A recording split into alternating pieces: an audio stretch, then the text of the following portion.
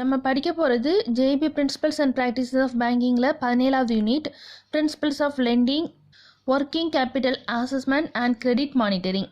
So first பார்க்க போகிறது principles of landing.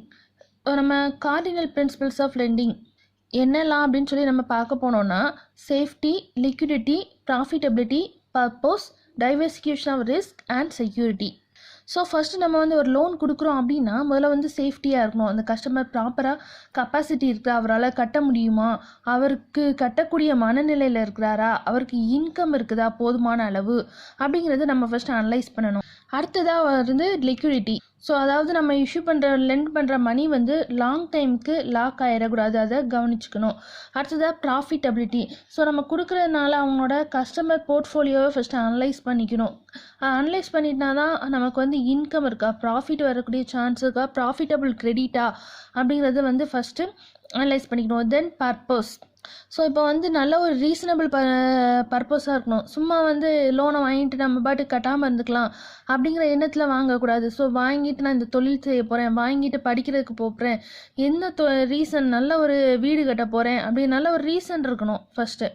அடுத்ததாக diversification of risk.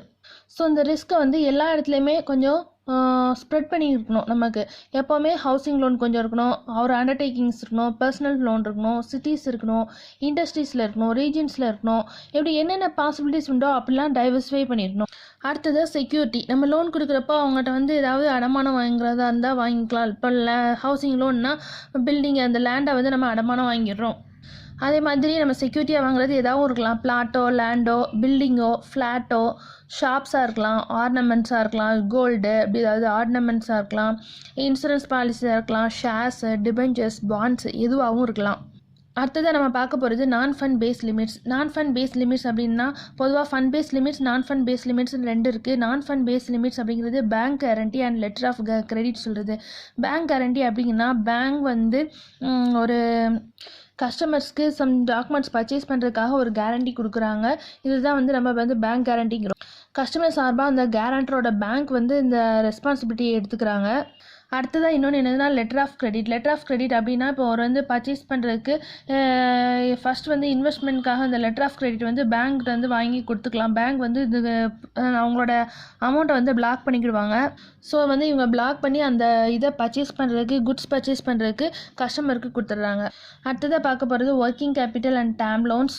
Working capital அப்படின்னு சொன்னோன்னா எவ்வளோ அமௌண்ட் ஆஃப் மணி தேவைப்படுதோ அது அந்த ஃபஸ்ட்டு அந்த பிஸ்னஸ்ஸு, மேனுஃபேக்சரிங் என்டர்பிரைசஸை ஃபினான்ஸ் பண்ணுறதுக்கு தேவையான கேபிட்டல் முதலீடு எவ்வளோ செய்கிறோமோ அதுதான் ஒர்க்கிங் கேபிட்டலுங்கிறோம்.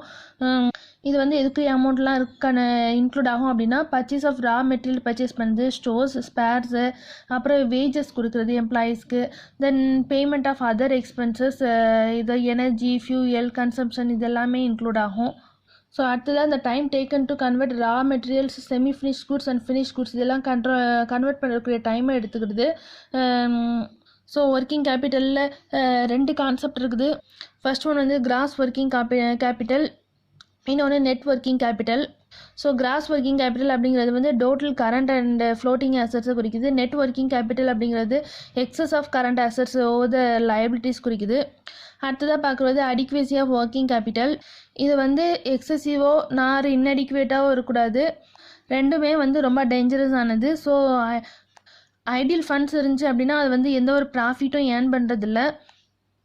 அதே இது இன்அடிக்வேட் ஒர்க்கிங் கேபிட்டல் இருந்துச்சுன்னா தேவையானது இல்லாமல் இருந்துச்சுன்னா பிஸ்னஸையும் ரன் பண்ண முடியாது. ஸோ இதில் என்ன பிரின்சிபல்னால் ரிஸ்க் அதிகமாக இருந்துச்சுன்னா ப்ராஃபிட்டபிலிட்டி அதிகமாக இருக்கும், ரிஸ்க் கம்மியாக இருந்துச்சுன்னா ப்ராஃபிட்டபிலிட்டியும் கம்மியாக இருக்கும். இதில் கரண்ட் அசட்ஸ் கொஞ்சம் less profitable compared to fixed assets.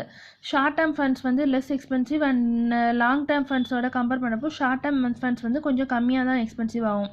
இதில் டேர்ம் லோன்ஸ் அப்படின்னு சொன்னாலே 1 இயர்க்கு மேலே, அதாவது அப் டு 10 இயர்ஸ் வரைக்கும் இருக்கும் ரீபேமெண்ட். இது ஃபிக்ஸட் அசட்ஸ், அதாவது land, factory, office building, warehouse, machinery இதெல்லாமே குறிக்குது. ஸோ இந்த ஒர்க்கிங் கேபிட்டல் ஃபினான்ஸ் ஜென்ரலாக கேஷ் கிரெடிட்டாக இருக்குது.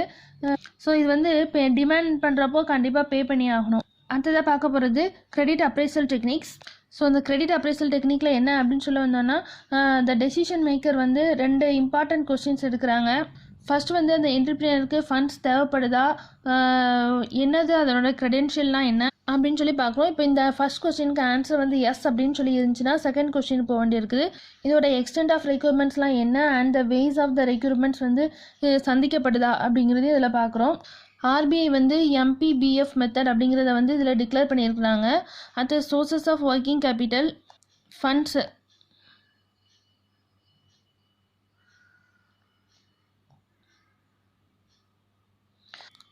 ஒர்க்கிங் கேபிட்டலுக்கு என்னெல்லாம் வந்து மேஜர் சோர்சஸ் அப்படின்னு சொல்லி பார்த்தோன்னா trade credits, unsecured lands, unsecured loans, deposits, bank borrowings, advance payments, stage by stage payments.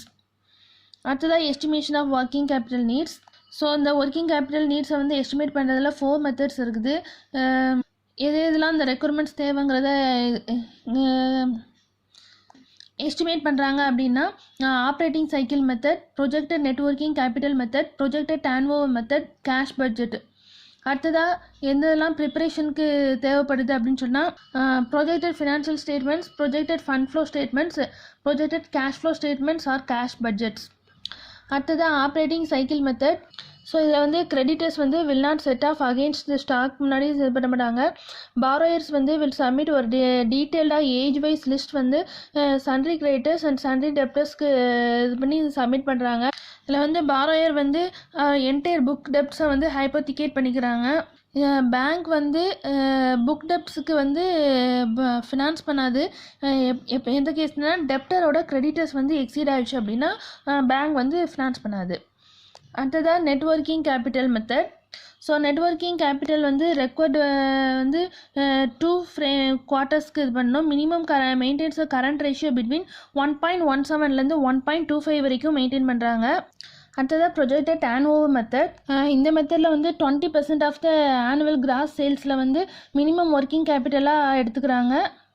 Minimum மார்ஜினுக்காக ஒரு 5% கான்ட்ரிபியூஷன் வந்து ப்ரொமோட்டர்ஸ் கொடுத்துட்றாங்க. ஸோ இதில் வந்து ஆவரேஜ் ஆப்ரேட்டிங் சைக்கிள் வந்து 3 months இருக்குது. ஸோ இதில் வந்து ட்ராயிங் பவர் வந்து ஸ்டாக் ஸ்டேட்மெண்ட்ஸ் மூலமாக கால்குலேட் பண்ணுறாங்க.